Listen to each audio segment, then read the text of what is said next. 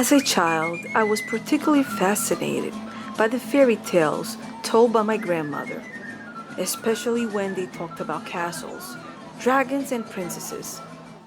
We lived in Palermo, but my parents often took me to Alcamo, their town of origin.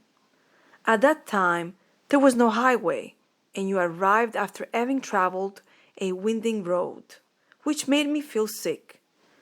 But it didn't matter, because I knew that as soon as I arrived, I would be in the world of fairy tales.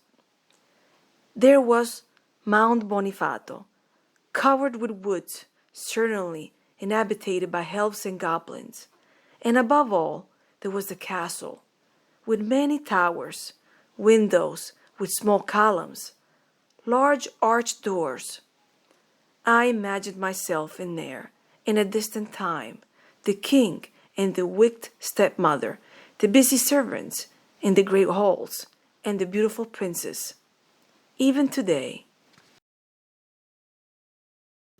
I was born in New York.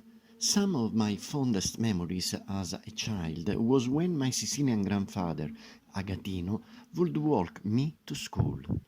I remember looking out the window and seeing him walk down the street holding a walking stick with a cigar dangling from his mouth.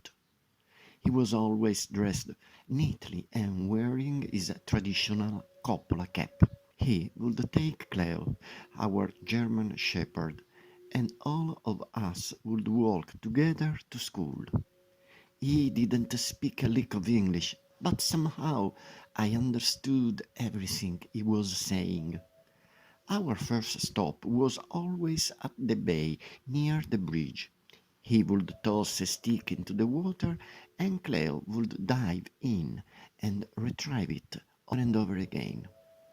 When we finally arrived at school, he handed me a brown paper bag stained with olive oil and said, "Grandma made you something special for lunch." He would kiss me on the cheek and say in Sicilian, "Cleo and I will be waiting for you here when school is over."